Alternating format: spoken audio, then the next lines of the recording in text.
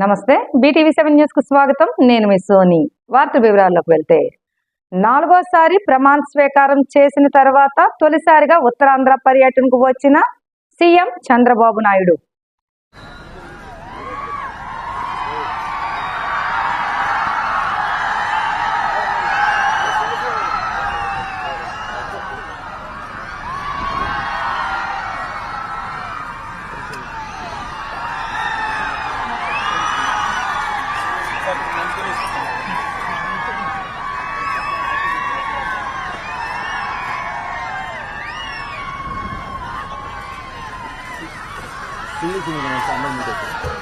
సింగిల్గా ఉండండి please.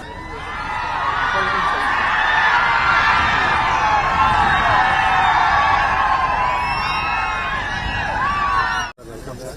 First time రావడం దేవనాడు సార్ రాష్ట్రానికి మీరే మా hope sir. Welcome sir.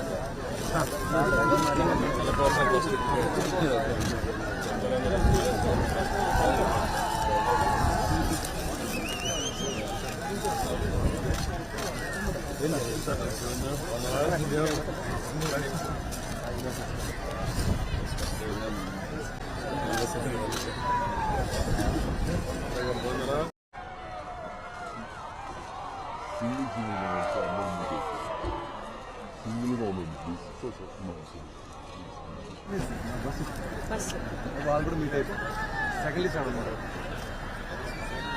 Madhu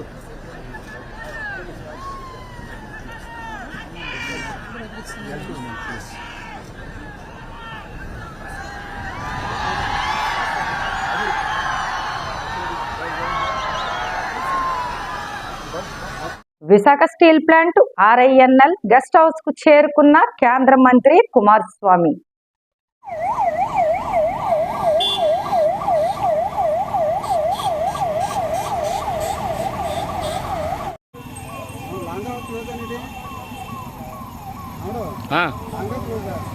long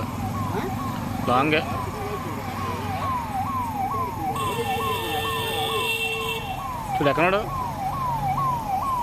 అన్నా.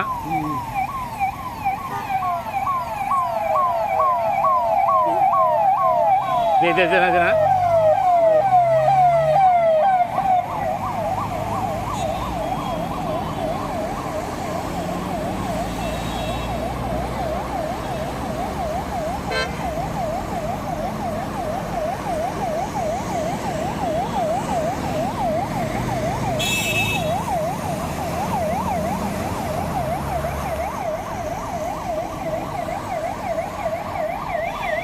సీఎం చంద్రబాబు నాయుడుతో BPCL విన్ఫాస్ట్ కంపెనీ ప్రతినిధులు భేటీ అయ్యారు.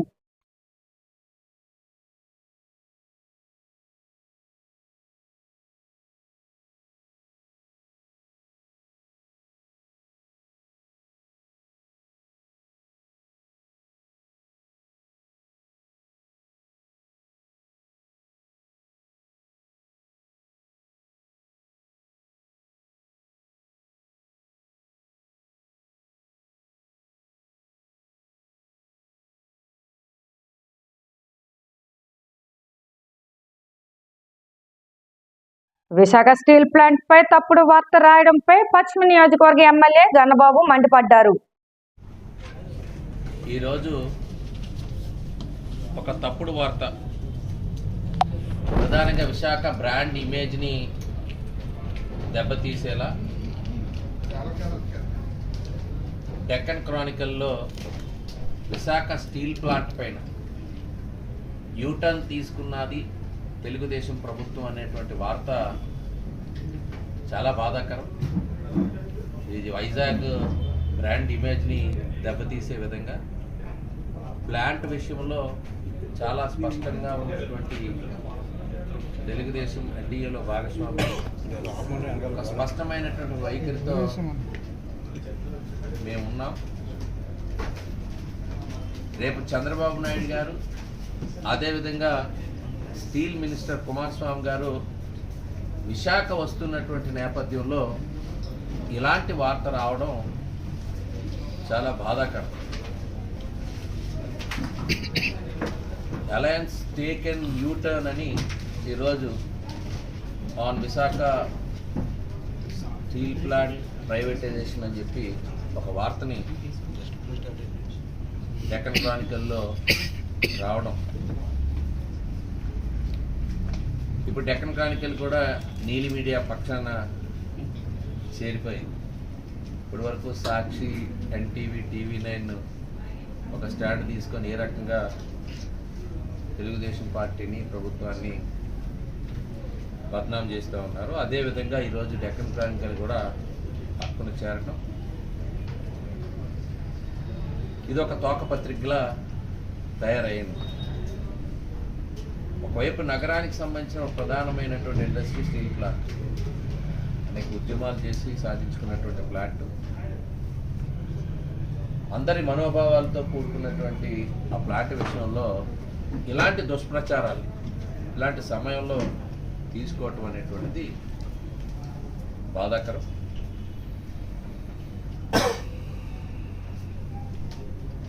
మొన్నటి వరకు కూడా జగన్ రెడ్డి కంపెనీలో ఉద్యోగిగా పనిచేసినటువంటి వంశీ ఇప్పుడు డెక్కన్ క్రానికల్లో చేరటం వల్ల పట్నాయక్ పేరుతో ఒక వార్త ఈరోజు రావడం జరిగింది డెక్కన్ క్రానికల్లో. వారిని అడ్డం పెట్టుకొని ఈ వార్తని ప్రచురించినట్టుగా మనకి స్పష్టంగా కనబడతా ఉంది. అందుకని దీన్ని న్యాయపరంగా కూడా, ప్రభుత్వ పరంగా దీనిపైన డెక్కన్ క్రానికల్పై న్యాయ పోరాటం కూడా చేయడం జరుగుతుంది. ఇప్పటికే రాష్ట్ర ప్రజలతో పాటు విశాఖ ప్రజలు కూడా వైసీపీని చీకొట్టడం మీ అందరికీ తెలిసిందే. అత్యధిక స్థాయిలో గత ప్రభుత్వం ఆ పార్టీని ఏ రకంగా పక్కన పెట్టారో తెలుసు. ఇప్పటికీ కూడా పద్ధతి మార్చుకోకుండా ఇలాంటి ప్రచారం, లేని వార్తలను, ఒక దుష్ప్రచారాన్ని తీసుకొని వచ్చి స్టీల్ ప్లాంట్ భూములతో రియల్ ఎస్టేట్ వ్యాపారం చేద్దామనుకున్నటువంటి జగన్ రెడ్డి గారు ఈరోజు ఇలాంటి వార్తను తీసుకొని వచ్చి మరలా 5 ఏళ్ల కాలంలో ఆయన ఏ రకంగా వ్యవహరించారనేది చూసాం. అందుకనే జిల్లా ప్రతిపాడులో విధులలో నిర్లక్ష్యంగా ఉంటే కఠిన చర్యలు తప్పవు. వైద్యులపై ఆంజనేయులు ఫైర్ అయ్యారు.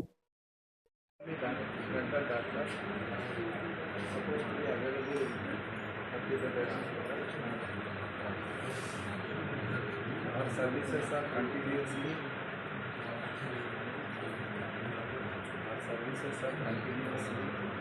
on holding. Is not acceptable.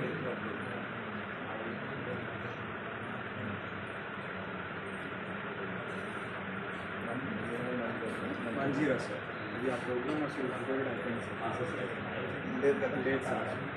Dental madam కూడా సార్ 3 హాస్పిటల్స్ వెళ్తారు సార్. నర్సాపేట వెళ్తారు, మళ్ళీ ఇక్కడ సార్ 3కి లొకేషన్ వెళ్తారు సార్. ఒక లేదు సార్, డాక్టర్ శ్రీకాంత్ గుడిపాడులో ఉన్నారు సార్. ఉంటారా? ఎక్కడ ఉంటారు సార్. FPC ప్రోగ్రామ్ కోసం అలా వేశారు సార్. మరి ఏం రాయలేదు అంటే తనకి సపరేట్ తెలుసుకుంటాం సార్. గుడిపాడులో ఇప్పుడు కూడా ఏదో రాయాలి కదా. ప్రతి మంత్ ఎండింగ్ వచ్చేసి సైన్ చేసుకుంటారు sir.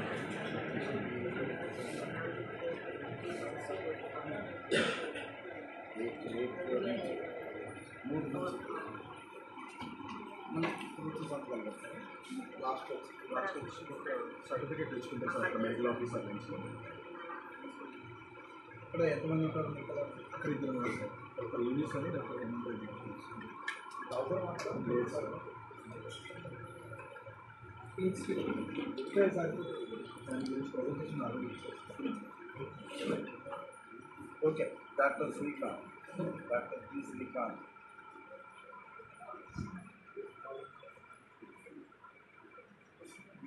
Doctor Srikanth. Steel plant ను కాపాడేందుకు ముందు నుండి టీడీపీ కృషి చేస్తుందని ఎంపీ భరత్, గాజువాక ఎమ్మెల్యే పల్లా శ్రీనివాసరావు అన్నారు. అందరికీ నమస్కారం అండి. ఇవాళే మొదటిసారి నేను ఒక పార్లమెంట్ మెంబర్గా మా రాష్ట్ర అధ్యక్షులు పల్లా శ్రీనివాస్ గారితో, వేపాటి చిరంజీవి గారితో, గండిబాబుజీ గారితో స్టీల్ ప్లాంట్ రివ్యూ చేయడం జరిగింది. CMD, ఇతర డైరెక్టర్లు, HODs అందరూ కూడా గత 2 గంటలుగా ఈ ప్రెజెంటేషన్ ఇచ్చారు. అండ్ ఇవాళ పొద్దున నిన్న రాత్రి కూడా English news papers 2 news papers లో కొంత న్యూస్ కూడా వచ్చింది. ఏంటంటే మేమేదో యూటర్న్ చేసామనో లేకపోతే మేము ప్రైవేటైజేషన్ కి సపోర్ట్ చేస్తామనో. ఇక్కడున్న కార్మిక నాయకులు కూడా ఉన్నారు, చాలా మంది వర్కర్స్ కూడా అది వాట్సాప్ లో సర్క్యులేట్ చేస్తున్నారు. అందరికీ చెప్పేది ఏంటంటే గత 5 ఏళ్లుగా వైఎస్ఆర్సీపీ ప్రభుత్వం ఏమీ చేయలేదు. ఇప్పుడు వాళ్ళకి సంబంధించిన వాళ్ళు సాక్షిలో పనిచేసిన వాళ్ళు ఇప్పుడు డెక్కన్ క్రానికల్లో ఎడిటర్ గా పనిచేస్తున్నారు. వాళ్ళు ఇప్పుడు ఎవరి ద్వారానో ఆర్టికల్ రాయిపించి నాకు అర్థం అవుతుంది ఏంటంటే అది కూడా ప్రత్యేకంగా స్టీల్ మినిస్టర్ వచ్చి ఒక రోజు ముందు అది రిలీజ్ చేసి అందరికీ భయభ్రాంతులు పెడుతున్నారంటే వాళ్ళ ఉద్దేశం ఏంటి? మీకు ఏదన్నా ఆధారం పబ్లిక్ గా బాబు గారు లేకపోతే ఇక్కడ ఎంపీలుగా నేను లేకపోతే అనకాపల్లి ఎంపీ రమేష్ గారు లేకపోతే ఇక్కడ ఎమ్మెల్యేలు పల్లా శ్రీనివాస్ గారు పంచకల్ రమేష్ గారు ఏదైనా వచ్చి ఎప్పుడన్నా ఎక్కడ అన్నారా? ఏ ఆధారం లేదు. డైరెక్టర్స్ తో ఈడీ వర్క్స్ అంటే డిపార్ట్మెంట్ హెడ్స్ తో మాట్లాడడం జరిగింది.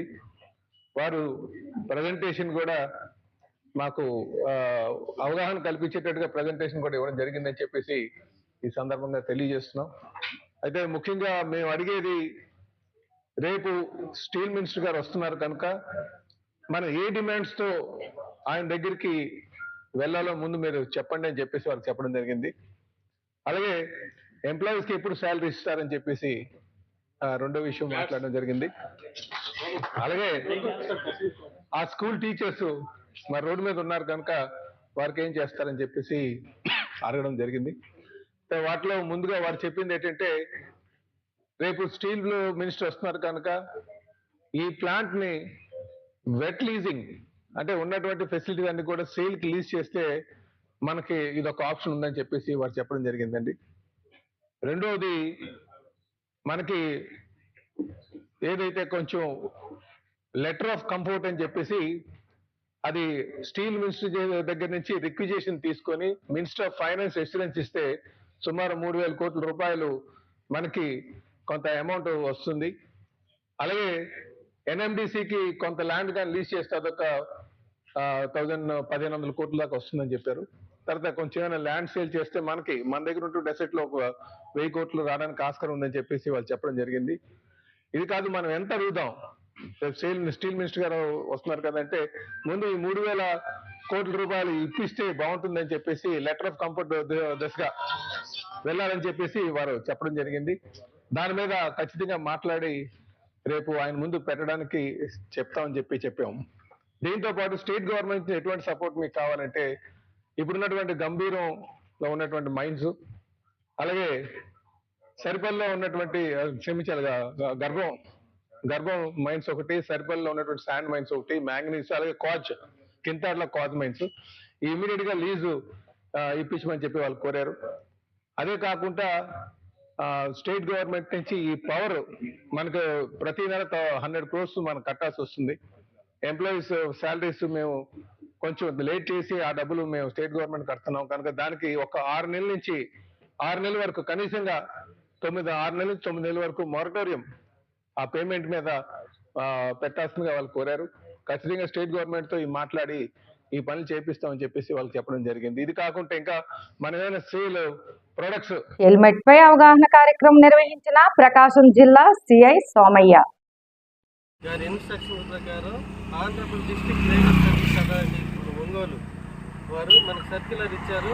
ఆ సర్క్యులర్ ప్రకారం ప్రతి ఒక్క స్టేషన్ హౌస్ ఆఫీసరు అలాగే ఇన్స్పెక్టర్లు ఈ హెల్మెట్ల గురించి నాన్ యూజర్ ఆఫ్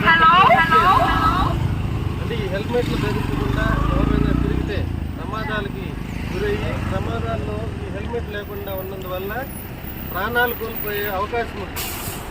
ఎవరికైనా హెల్మెట్ లేకుండా ప్రయాణం చేసినప్పుడు ఏదైనా యాక్సిడెంట్ అయినప్పుడు హెడ్ ఇంజరీ తల రోడ్డుకి కొట్టుకోవడం వల్ల బ్లడ్ ఫ్లాట్ అయ్యి వాళ్ళ పక్షవాతం కానీ అప్పటికప్పుడే మరణం కానీ సంభవించే అవకాశం ఉంది. కాబట్టి దీన్ని మన హైకోర్టు దీన్ని తీవ్రంగా పరిగణించి ఎవరు కూడా హెల్మెట్ లేకుండా తిరగకూడదు అనే దాని గురించి అవగాహన సదస్సులు ఏర్పాటు చేయడానికి మాకు ఈ కోర్టు ద్వారా ఉత్తర్వులు వచ్చినాయి. దాని ప్రకారం మేము మా మండల పరిధిలో అక్కడక్కడ హెల్త్ ప్రోగ్రామ్స్ అలాగే అవేర్నెస్ ప్రోగ్రాంలు కల్పించే భాగంగా మన గిద్దలూరు మండలం ఇక్కడ ఈ ప్రోగ్రామ్ని అవేర్నెస్ ప్రోగ్రామ్ని ఏర్పాటు చేశాం. కాబట్టి మండల ప్రజలందరికీ తెలియజేసేది ఏమనగా హెల్మెట్ని ధరించి తమ విలువైన ప్రాణాలు కాపాడుకోవాల్సిందిగా కోరుతున్నాం. ఎవరు కూడా హెల్మెట్ లేకుండా రోడ్ల మీదకి రావద్దని ఈ సందర్భంగా తెలియజేస్తున్నాం. కృష్ణా జిల్లా గన్నవరం టీడీపీ కార్యాలయంపై దాడి చేసిన ఘటనలో 15 మందిని అరెస్ట్ చేసిన పోలీసులు.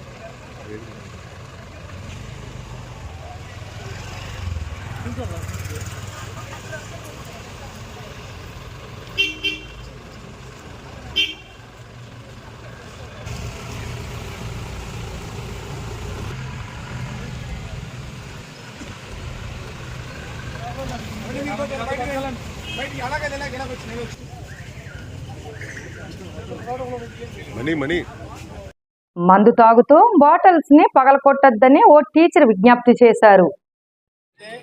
ఒక ప్రభుత్వ ఉపాధ్యాయుడిగా మా పిల్లలందరి తరఫు నుంచి త్రాగుబోతూ అంటే త్రాగుల్లో చేసే వాళ్ళందరూ కూడా రిక్వెస్ట్ ఏంటంటే దయచేసి మీరు ఎక్కడైనా సరే తాగండి, ఏమైనా చేయండి, కానీ ఈ సీసాలు మాత్రం బద్దలు కొట్టకండి.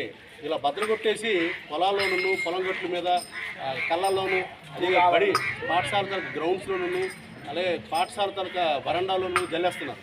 దానివల్ల ఎంత ఇబ్బందికరమైన పరిస్థితి వస్తుందంటే మీ అందరికీ తెలిసిందే. మీరు తాగిన సంతోషానికేమో పిల్లలు బలవుతున్నారు. అదేవిధంగా చిన్నపిల్లలు, రైతులు, వివిధ వృత్తులు చేసిన వాళ్ళందరూ కూడాను గుళ్ళు దగ్గర కూడా చేస్తున్నారు. దయచేసి తాగుబోతులందరికీ కూడాను విజ్ఞప్తి ఏంటంటే ఎట్టి పరిస్థితుల్లో కూడాను సీసాలు భద్రకొట్టకండి. రెండో ప్రయోజనం ఏంటంటే మీరు సీసాలు భద్రకొట్టుకుని ఉంటే ఆ సీసాలు కలెక్ట్ చేసుకుని చాలామంది అమ్ముకుంటున్నారు. అది నా డబ్బులు కూడా వస్తాయి. దయచేసి మా అందరం కూడాను ఉపాధ్యాయుడిగా మా పిల్లల నుంచి రిక్వెస్ట్ చేస్తున్నాం. ఈ వార్తలు ఇంతటితో సమాప్తం. రేపు మళ్ళీ ఇదే సమయానికి మరిన్ని వార్తలతో కలుసుకుందాం.